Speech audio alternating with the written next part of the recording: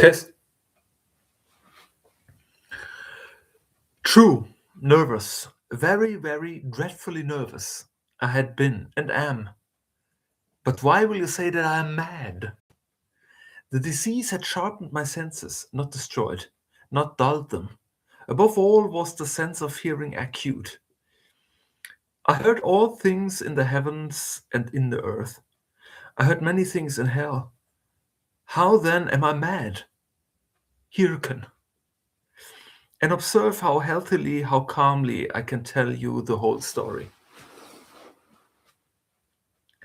It is impossible to say how first the idea entered my brain, but once conceived, it haunted me day and night. Object there was none, passion there was none. I loved the old man. He had never wronged me, he had never given me insult. For his gold I had no desire. I think it was his eye. Yes, it was this. He had the eye of a vulture, a pale blue eye with a film over it. Whenever it fell upon me, my blood ran cold. And so, by degrees, very gradually, I made up my mind to take the life of the old man, and thus rid myself of the eye forever. Now, this is the point. You fancy me mad. Madmen know nothing. But you should have seen me. You should have seen how wisely I proceeded, with the caution. With what caution, with what foresight, with what dissimulation I went to work. I was never kinder to the old man than during the whole week before I killed him. And every night about midnight I turned the latch of his door and opened it, oh so gently. And then, when I had made an opening sufficient for my head, I put in a dark lantern, all closed, that no light shone out. And then I thrust in my head. Oh, you would have laughed. Touché, to see how cunningly I thrust it in. I moved it slowly, very, very slowly, so that I might not disturb the old man's sleep.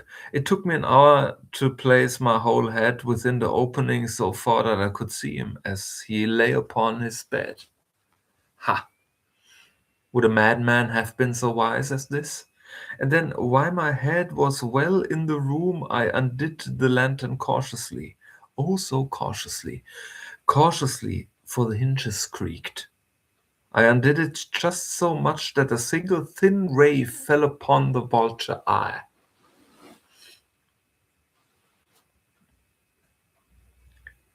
And this I did for 7 long nights. Every night, just as midnight. But I found the eye always closed, and so it was impossible to do the work. For it was not the old man who vexed me, but his evil eye. And every morning when the day broke, I went boldly into the chamber and spoke courageously to him, calling him by name in a hearty tone, and inquiring how he passed the night. So you see, he would have been a very profound old man, indeed, to suspect that every night, just at 12, I looked in upon him while he slept. Upon the 8th night, I was more than usually cautious in opening the door. A watch's minute hand moves more quickly than did mine. Never before that night had I felt the extent of my own powers, of my sagacity. I could scarcely contain my feelings of triumph.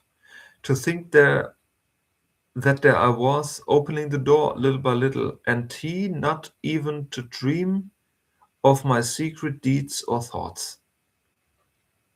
I fairly chuckled at the idea, and perhaps he heard me, for he moved on the bed suddenly, as if startled. Now you may think that I drew back, but no. His room was as black as pitch with a thick darkness. And so I knew that he could not see the opening of the door, and I kept pushing it on steadily, steadily. I had my head in, and was about to open the lantern when my thumb slipped upon the tin fastening, and the old man sprang up in bed, crying out, "Who's there?" I kept quiet still, and said nothing, For a whole hour I did not move a muscle, and in the meantime I did not hear him lie down. He was still sitting up in the bed listening, just as I have done night after night. Hearkening? Müssen Sie kurz schauen. Wir wollen uns ja auch weiterbilden.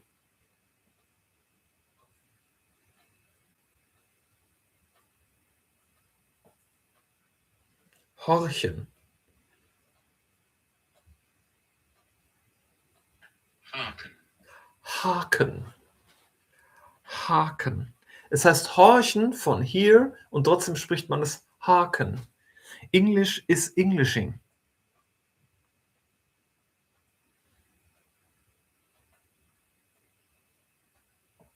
After night, hearkening to death watches in the wall. Hearkening to the death watches in the wall. Presently I heard a slight groan, and it knew it was the groan of moral terror. It was not a groan of pain or of grief, oh no. It was the low, stifled sound that arises from the bottom of the soul when overcharged with awe. I knew the sound well. Many a night, just at midnight, when all the world slept, it has welled up from my own bosom, deepening with its dreadful echo the terrors that distracted me. I say I knew it well. I knew what the old man felt, and pitied him, although I chuckled at heart. I knew that he had been lying awake ever since the first slight noise. When he had turned in the bed, his fears had been ever since growing upon him. He had been trying to fancy them causeless, but could not. He had been saying to himself, "It is nothing but the wind in the chimney. It is only a mouse crossing the floor, or it is merely a cricket which has made a single chirp." Yes, he had been trying to comfort himself with these suppositions, but he had found all in vain. All in vain, because death, in approaching him, had stalked with his black shadow before him, and enveloped the victim, and it was the mournful influence of the unperceived shadow that caused him to feel, although he neither saw or heard, to feel the presence of my head within the room. When I had waited a long time very patiently without hearing him lie down, I resolved to open a little, a very, very little, crevice in the lantern. So I opened it. You cannot imagine how stealthily, until at length a simple dim ray, like the thread of the spider, shot from out the crevice and fell full upon the vulture eye. It was open, wide open, and I grew furious as I gazed upon it. I saw it with perfect distinctness, all a dull blue, with a hideous veil over it that chilled the very marrow in my bones. But I could see nothing else of the old man's face or person, for I had directed the ray as if by instinct precisely upon the damned spot.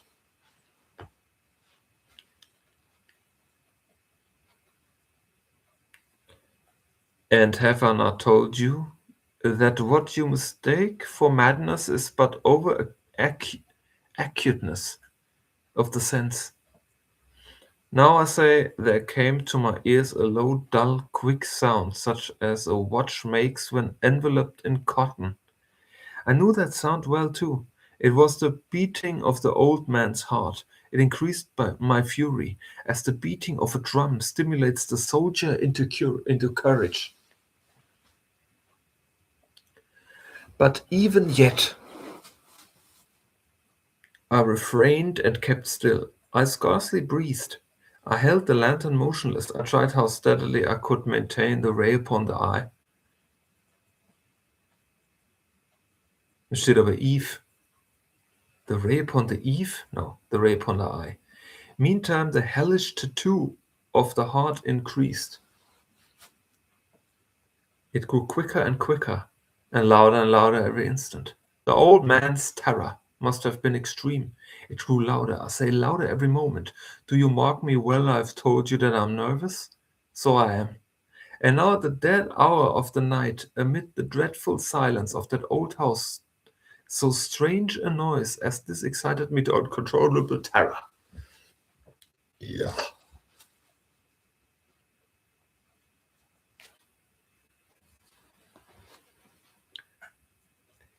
Yet for some minutes longer I refrained and stood still. But the beating grew louder, louder and louder. I thought the heart must burst, and now a new anxiety seized me. The sound would be heard by a neighbor. The old man's hour had come. With a loud yell, I threw upon the lantern and leaped into the room. He shrieked once only. In an instant, I dragged him to the floor and pulled the heavy bed over him. I then smiled gaily to find the deed so far done. But for many minutes the heart beat on with a muffled sound. This, however, did not vex me. It would not be heard through the wall. At length it ceased. The old man was dead. I removed the bed and examined the corpse. Yes, he was stone dead. I placed my hand upon the heart and held it there many minutes. There was no pulsation. He was stone dead. His eye would trouble me no more. If still you think me mad, you will think so no longer when I describe the wise precautions I took for the concealment of the body. The night waned, and I worked hastily, but in silence. First of all, I dismembered the corpse. I cut off the head and the arms and the legs. How? With a saw? The neighbors might hear that. I then took up 3 planks from the flooring of the chamber and deposited all between the scantlings. I then replaced the boards so cleverly, so cunningly, that no human eye, not even his, could have detected anything wrong. There was nothing to wash out, no stain of any kind, no blood spot whatever. I had been too wary for that. A top had caught it. A top had caught all. Ha ha ha.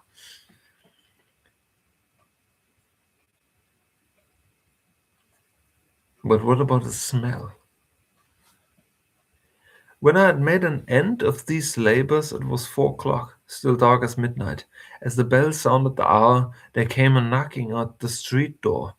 I went down to open it with a light heart, for what had I now to fear? There entered 3 men, who introduced themselves with perfect suavity as officers of the police.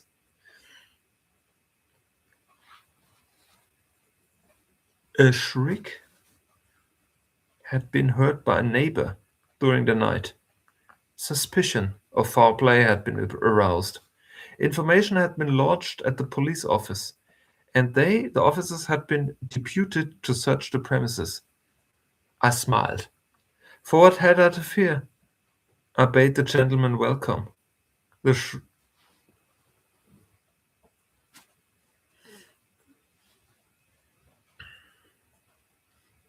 Shriek, sag ich. Shriek. Ein Schrei. Shriek. A shriek. The shriek, I said, was my own in a dream. The old man I mentioned was absent in the country. I took my visitors all over the house. I bade them search well. I led them at length to his chamber.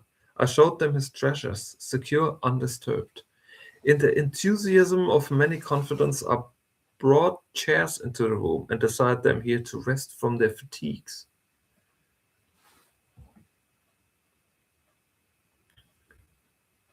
Well, I myself, in the wild audacity of my perfect triumph, placed my own seat upon the very spot beneath which reposed the corpse of the victim. The officers were satisfied. My manner had convinced them. I was singularly at ease. They sat, and while I answered cheerily, they chatted of familiar things. But ere long, I felt myself getting pale, and wished them gone. My head ached, and I fancied a ringing in my ears. But still they sat and still chatted. The ringing became more distinct. I continued and became more distinct. I talked more freely to get rid of the feeling, but it continued and gained definiteness, until at length I found that the noise was not within my ears. No doubt I now grew very pale. But I talked more fluently and with a heightened voice. Yet the sound increased, and what could I do? It was a low, dull, quick sound, much such a sound as a watch makes when enveloped in cotton. I gasped for breath, and yet the officers heard it not. I talked more quickly, more vehemently, but the noise steadily increased. I arose and argued about trifles in a high key and with a violent gesticulation, but the noise steadily increased. Why would they not be gone? I paced the floor to and fro with heavy strides. I paced the floor to and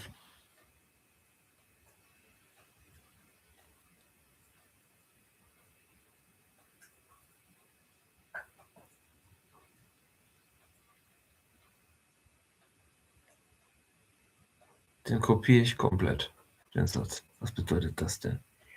I paced the floor to and fro with heavy strides.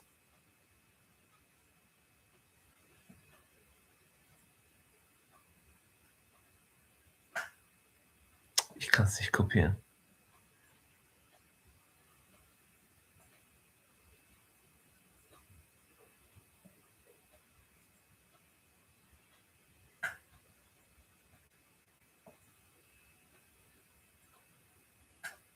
Fro.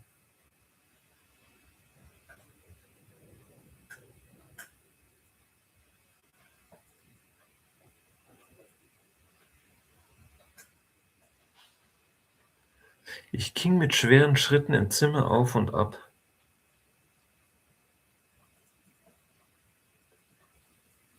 I paced the floor to and fro with heavy strides.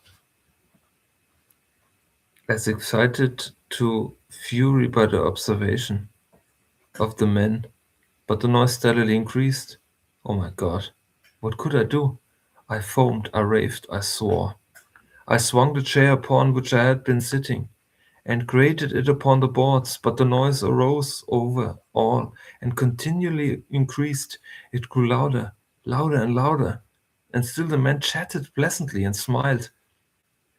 Was it possible they heard not? Or maybe they played me. Almighty God, no. They heard, they suspected, they knew. They were making a mockery of my horror. This I thought, and this I think, but anything was better than this agony. Anything was more tolerable than this derision. Derision.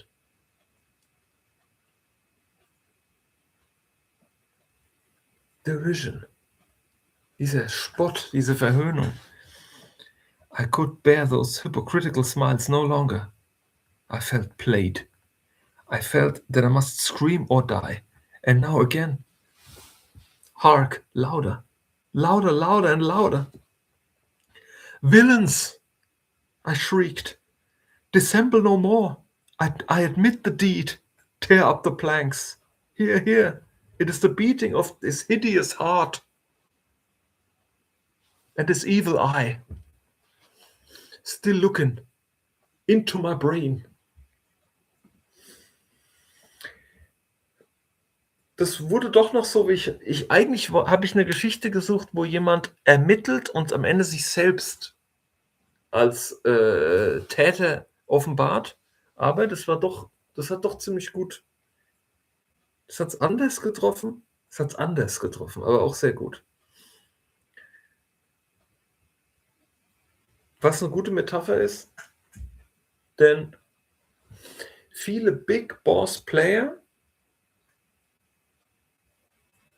die daran gewöhnt sind, zu spielen, zu playen, die Big Boss Player zu sein. Es gibt unzählige Geschichten, wo es plötzlich sich dreht und die gar nicht merken, dass sie die Gespielten sind. Und nicht mehr die Spieler, sondern die Figuren.